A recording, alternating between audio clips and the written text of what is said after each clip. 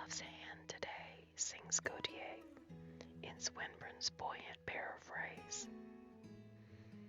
And from morn to sunset we are wafted on the violent sea. There is but one love, one May, one flowery strand. Love is eternal, all else unreal and put aside.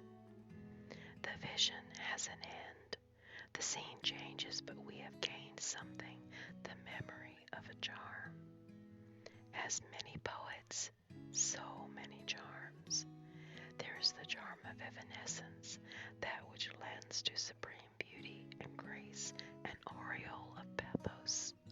Share with Landor his one night of memories and of sighs for Rose Aylmer, and you have this to the full. And now take the hand of a New World minstrel. To one land only he has power to lead you, and for one night only can you share his dream. A tract of neither earth nor heaven, no man's land, out of space, out of time. Here are the perturbed ones, through whose eyes, like those of the Sensi, the soul finds windows, though the mind is dazed. Here spirits, groping for the path which leads to eternity, are halted and delayed. It is the limbo of planetary souls, wherein are all moonlight uncertainties, all lost loves and delusions. Here some are fixed in trance, the only respite attainable. Others move fantastically to a discordant melody, while everywhere are sheeted memories of the past, shrouded forms that start inside, and for one night we enter it, a night of astral phases and recurrent chimes. Its monodies are 12 poems, whose music strives to change, yet ever is the same. One by one they sound, like the chiming of the brazen and ebony clock in The Mask of the Red Death, which made the waltzers pause with disconcert and tremulousness and meditation as often as the hour came round. Of all these mystical cadences, the plaint of the raven, vibrating through the portal, chiefly has impressed the outer world. What things go to the making of a poem, and how true in this, as in most else, that race which named its bards the makers. A work is called out of the void. Where there was nothing, it remains, a new creation, part of the treasure of mankind. And a few exceptional lyrics, more than others that are equally creative, compel us to think anew how bravely the poet's pen turns things unknown to shapes and gives to airy nothing a local habitation and a name.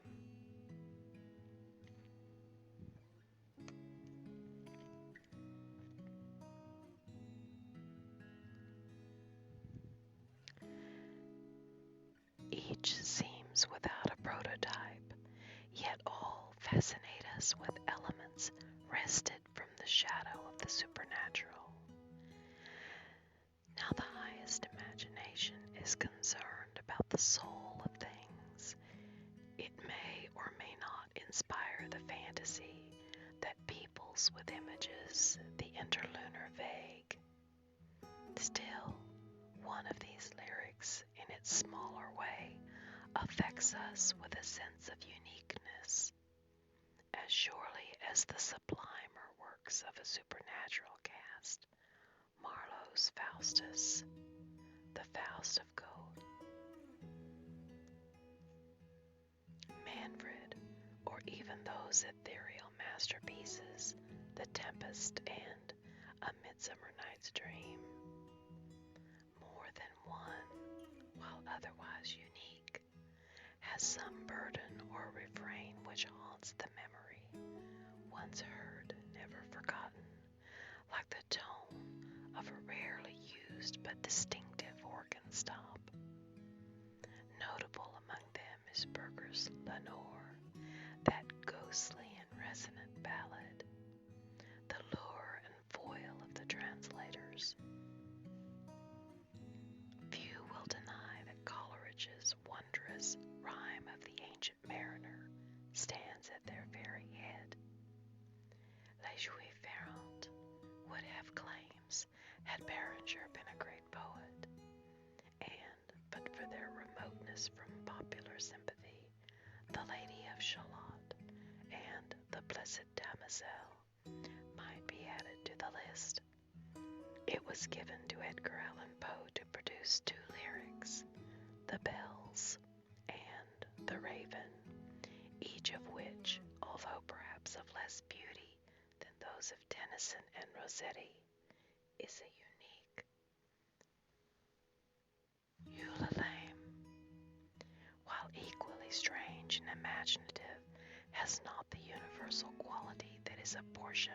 The Raven, in sheer poetical constituents, falls below such pieces as The Haunted Palace, The City in the Sea, The Sleeper, and Israfel. The whole of it would be exchanged, I suspect, by readers of a fastidious cast for such passages as these. Around by lifting winds forgot, resignedly beneath the sea, the melancholy waters lie. No rays from the holy heaven come down on the long night time of that town, but light from out the lurid sea streams up the turrets silently, up many and many a marvelous shrine, whose wreathed friezes intertwine the viol, the violet, and the vine.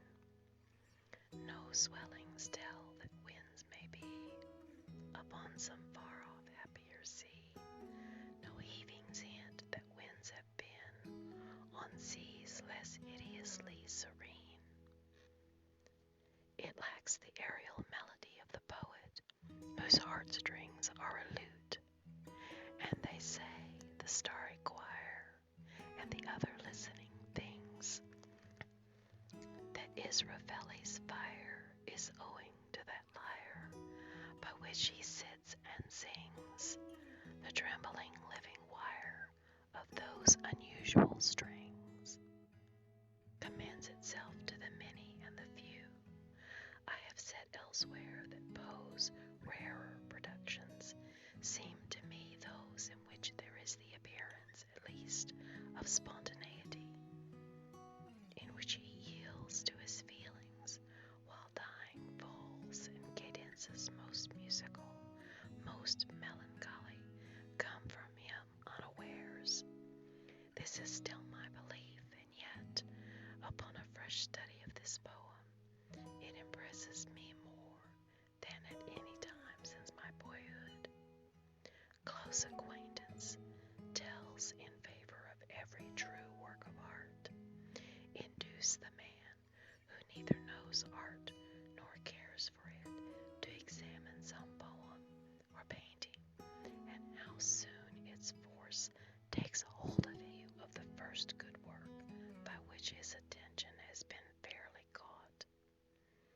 The Raven also has consistent qualities which even an expert must admire. In no other of its author's poems is the motive more palpably defined. The Haunted Palace is just as definite to the select reader, but Poe scarcely would have taken that subtle allegory for bold analysis. The Raven is wholly occupied with the author's typical theme, the irretrievable loss of an idolized and beautiful woman, but on other grounds also the public instinct is correct in thinking it his representative poem. A man of genius usually gains a footing with the success of some one effort, and this is not always his greatest. Recognition is the more instant for having been postponed. He does not acquire it like a miser's fortune, coin after coin, but not at all or all in all. And thus, with other ambitions, the courtier, soldier, actor, whatever their parts, each counts his triumph from some lucky stroke. Poe's raven, despite augury, was for him the bird that made the breeze to blow. The poet settled in New York in the winter of 1844-1845, finding work upon Willis's paper, The Evening Mirror, and eking out his income by contributions elsewhere. For 6 years he had been an active writer, and is as famous as the room where the Rouget de Isle composed the Marseillaise. All have heard that the poem, signed Quarles, appeared in the American Review with a pseudo-editorial comment on its form, that Poe received $10 for it, that Willis, the kindest and least envious of fashionable arbiters, reprinted it with a eulogy that instantly made it town talk.